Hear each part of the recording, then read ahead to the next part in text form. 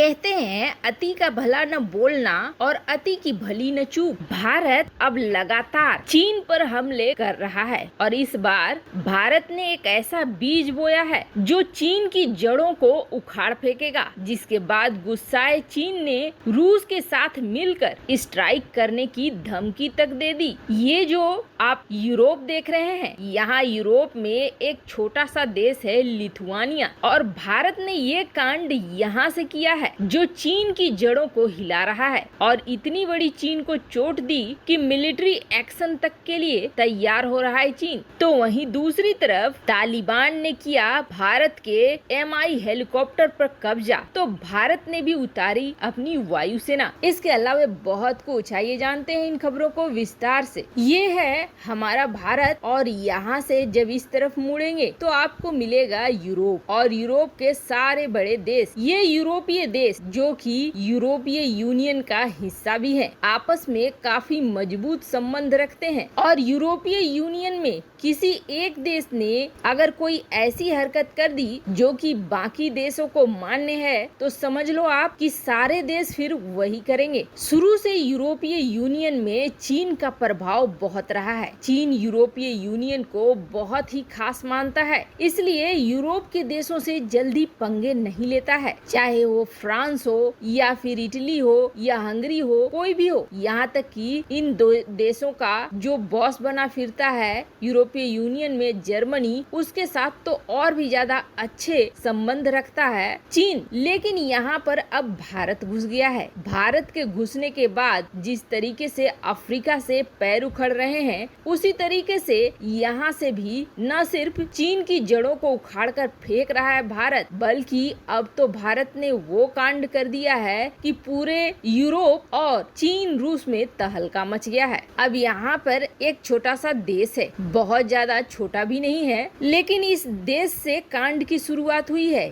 ये देश है लिथुआनिया। लिथुआनिया का बॉर्डर शेयर होता है बेलारूस से और रूस के ये काफी नजदीक है। आपको बता दें, बेलारूस और रूस ये दोनों कट्टर वाले विरोधी हैं लिथुआनिया के। लेकिन हाल के दिनों में लिथुआनिया और भारत के बीच संबंध बेहद मजबूत हुए हैं और इस वक्त लिथुआनिया वही कर रहा है जो भारत चाहता है। भारत ने लिथुआनिया में चीन के बर्बादी के बीज बो दिए हैं। बाल्टिक सागर के किनारे बसा हुआ है ये लिथुआनिया। यूरोपीय यूनियन में एक छोटा सा देश है, लेकिन कुछ महीनों से वो चीन के ऊपर पूरा आक्रामक हुआ है। यूरोपीय यूनियन में चीन की बर्बादी का कारण बन रहा है भारत द्वारा दिया गया ये बीज। हालात यहाँ तक पहुँच गए हैं कि लिथुआनिया और चीन एक दूसरे को तो बर्बाद करने का धमकी दे ही रहे थे। इस मामले में अब रूस को भी खींच रहा है चीन। चीन ने तुरंत लिथुआनिया से अपने राजदूत बुलाने का फैसला भी कर लिया है। यानी लिथुआनिया और चीन के बीच अब कूटनीतिक और द्विपक्षीय राजनीतिक संबंध खत्म होने के कगार पर पहुंच गए हैं। पर प्रश्न ये है कि लिथुआनिया आखिर ऐसा कर क्यों रहा है और क्या कर दिया कि दोनों दुश्मन बन चुके हैं। दरअसल लिथुआनिया ने एक तरफ जहां भारत से संबंध काफी मजबूत कर लिए हैं, तो वहीं ताइवान के साथ भी द्विपक्षीय संबंधों को स्थापित ही सिर्फ नहीं कर रहा है, बल्कि लिथुआनिया ने ताइवान को अब ये ऑर्डर दे दिया है कि ताइवान के नाम से वो लिथुआनिया में अपना ऑफिस खोल सकता है। यानी चीन के वन चाइना पॉलिसी को सीधे सीधे चुनौती दे दी। अब चीन ने ये सोचा था कि हम आक्रामक हो जाएंगे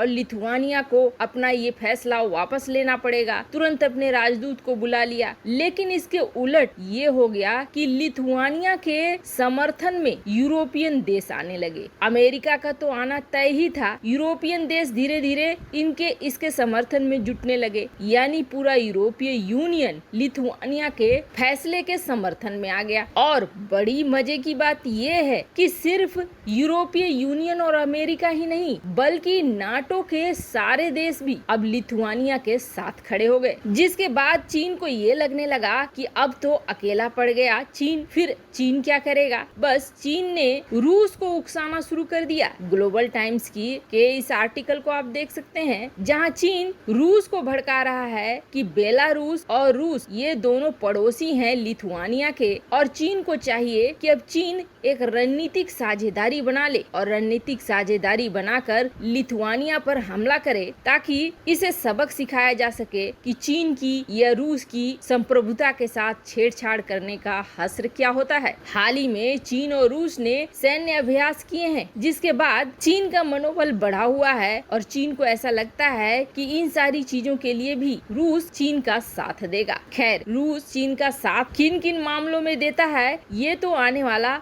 वक्त में पता चलेगा, लेकिन भारत ने जो बीज बोया लिथुआनिया में, वो बीज अब जड़ें पकड़ रहा है, ये तो बिल्कुल सही है। एक्सपर्ट की माने तो एक्सपर्ट ये कहते हैं कि ये जो बीज पड़ा है, अब दुनिया भर के देश चीन की परवाह नहीं करेंगे और ताइवान के साथ अपने रिश्तों को अच्छा करेंगे। वहीं दूसरी तरफ भारत ने अफगानिस्तान को पहली बार साल 2015-16 में 4 Mi-24 अटैक हेलीकॉप्टर गिफ्ट किया था, जिसके बाद मई 2019 में 2 और Mi-24 हेलीकॉप्टर सौंपे थे। इन हेलीकॉप्टर को सौंपने को लेकर बड़ा कारण अफगानिस्तान और भारत की दोस्ती बताई जा रही थी। आपको बता दें, Mi-24V हेलीकॉप्टर रूस में बना है और जिसके एक्सपोर्ट वेरिएंट को Mi-35 के नाम से जाना जाता है। रूस में बने इस Mi-24 हेलीकॉप्टर को पहले भारतीय वायुसेना इस्तेमाल करती थी, लेकिन बाद में जरूरतों के आधार पर भारत ने नए हेलीकॉप्टर खरीदे और Mi-24 को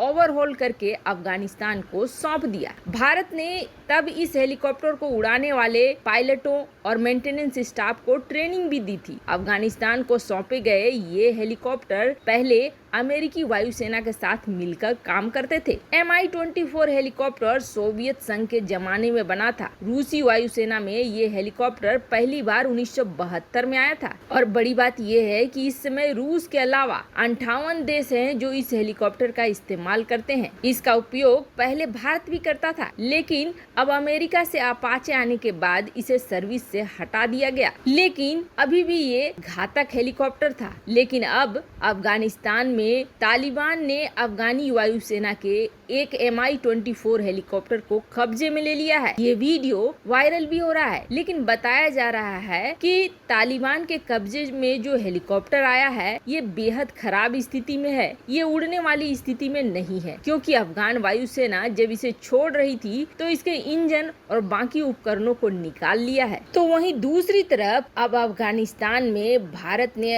अपने खास एयरफोर्स को भेजा हुआ है, ताकि तालिबान जिस तरीके से राजधानी की तरफ बढ़ रहा है, अपने राजनयिकों को वहां से निकाला जा सके। इससे पहले भारत ने चेतावनी भी जारी की थी कि अफगानिस्तान में जितने भारतीय नागरिक हैं वो अब वहां से निकल जाएं, क्योंकि हालात और दिन प्रतिदिन खराब होते जा रहे हैं और बड़ी संख्या में यहाँ तक कि कई बॉर्डर वाले इलाके में तालिबान लड़ाके जमा हो रहे हैं। वैसे कहा तो ये जा रहा है कि ये सारा खेल 90 दिन का है। 90 दिन में या तो तालिबान कब्जा कर लेगा या फिर अफगानिस्तान की सेना इन्हें धकेल पाएगी। वैसे आपको क्या लगता है, क्या अफगानिस्तान में भारत की तरफ से एयर स्ट्राइक करना उचित होगा या नहीं होगा? कमेंट कर अपनी राय जरूर बताएं। जल्द मिलते हैं अगले वीडियो में नई खबर के साथ।